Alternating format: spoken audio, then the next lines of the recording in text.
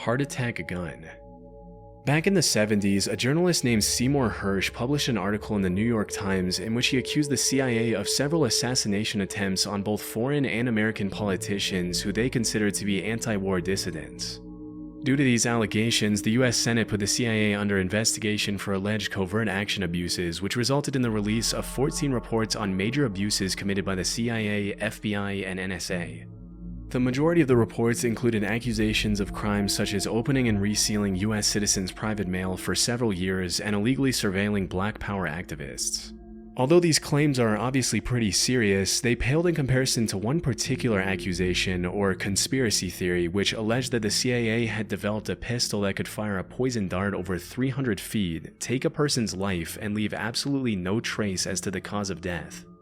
As it was later revealed, this theory turned out to be true, and the development of the poison dart gun was just one part of the program called MK Naomi, through which the CIA had sought to develop weapons for biological warfare. In 1975, William Colby, the CIA director at the time, had to testify in front of the committee that was investigating the agency. During questioning, he claimed that the CIA had developed a host of biological weapons as part of a plan to eliminate German leaders during World War II, but that their research had continued until well after the war. He also mentioned that the poison dart gun was almost completely silent on account of the battery that was housed inside the handle, and that it had been specifically designed for the target to feel nothing more than a mosquito bite when the dart struck. Interestingly, the agency had used a specific shellfish toxin to make it impossible for anyone to know what the cause of death was, leading forensic pathologists to believe that the victim had suffered an inexplicable heart attack.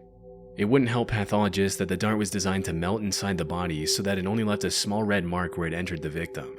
When asked if the heart attack gun, as it was nicknamed, was ever used on anyone, the director alleged that it had only been used for experiments and that there were no records of actual use.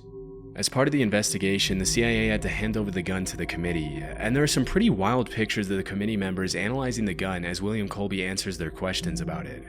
Normally you'd expect to see something like the heart attack gun in a spy movie, and it's pretty wild to think that if they hadn't put it under investigation, they would have probably gotten away with using it for who knows what purposes. It's also pretty crazy to think that if that's the kind of stuff they were developing back in the 70s, imagine the kind of technology they have their hands on now. Disturbingly, the hearing was the only time the heart attack gun was ever shown publicly, and to this day it remains unclear what happened to it after the investigation.